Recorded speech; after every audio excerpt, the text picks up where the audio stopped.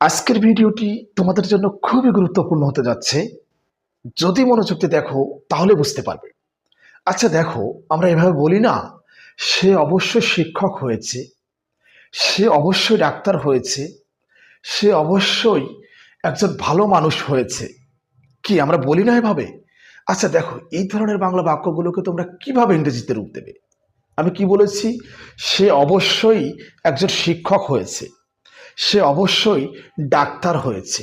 দেখো, যখন কোনো কিছু অবশ্যই হয়েছে তখন মাস্ট হ্যাভ বিন ব্যবহার করতে হয়। আমি কি বললাম? যখন কোনো কিছু অবশ্যই হয়েছে তখন মাস্ট হ্যাভ বিন ব্যবহার করতে হয়।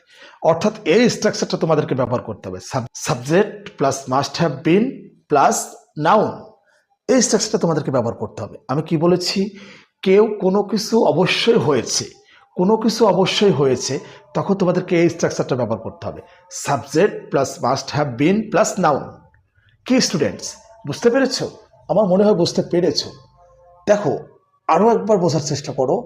কেউ কোনো কিছু অবশ্যই হয়েছে, যখন তোমরা এভাবে কথা বলতে যাবে, আমি কি বলেছি দেখো, সে অবশ্যই শিক্ষক হয়েছে, বা সে অবশ্যই একজন শিক্ষক হয়েছে, সে অবশ্যই ডাক্তার হয়েছে, সে অবশ্যই লেখক হয়েছে। কেউ কোনো কিছু অবশ্যই হয়েছে যখন উল্লেখ থাকে, বা এভাবে তোমরা চিন্তা করে ইংরেজিতে কথা বলতে যাবে, তখন মাস্ট হ্যাভ বিন ব্যবহার করতে হবে। অর্থাৎ এই স্ট্রাকচারটি subject plus must have been plus noun. আমার মনে হয় ক্লিয়ার। আচ্ছা চলো আমরা উদাহরণ প্র্যাকটিস করি। দেখো, সে অবশ্যই লেখক হয়েছে, সে অবশ্যই লেখক হয়েছে। এখানে সাবজেক্ট কি? সাবজেক্ট হচ্ছে হি। তাহলে হির পরে must have bin, he must have been plus এবার নাউন কি? নাউন হচ্ছে এ রাইটার, লেখক। লেখক, লেখককে ইংরেজিতে কি বলে? Writer. He must have bin a writer, he must have bin a writer. আমার মনে হয় একটা সেন্টেন্স যদি বুঝতে পারো, ধরতে পারো, তাহলে এভাবে শত শত সেন্টেন্স নিজেরাই মেক করতে পারবে। দেখো, subject plus must have been plus noun. তাহলে সে অবশ্যই লেখক হয়েছে, কি হবে? He must have bin a writer. এবার যদি এভাবে বলি, সে অবশ্যই শিক্ষক হয়েছে, একইভাবে করো, he must have bin a teacher, he must have bin a teacher. আমার মনে হয় ক্লিয়ার। স্টুডেন্টস, স্ট্রাকচারগুলো তোমাদেরকে ভালোভাবে প্র্যাকটিস করতে হবে, তাহলে ইংরেজিতে ফ্লুয়েন্টলি কথা বলতে পারবে। এটা আমি বিশ্বাস করি, এটা সম্ভব।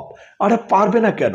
মানুষ যদি মঙ্গল জয় করতে পারে, মানুষ যদি মঙ্গল গ্রহে চলে যেতে পারে, তাহলে তুমি কেন ইংরেজি শিখতে পারবে না? অবশ্যই পারবে। ইংরেজিটা একেবারে ইজি যদি স্ট্রাকচারগুলো ভালোভাবে শিখতে থাকো। আর অবশ্যই ওয়ার্ড মিনিংসগুলো তোমাদেরকে জানতে হবে, বেশি বেশি প্র্যাকটিস করতে হবে। Practice makes a man perfect.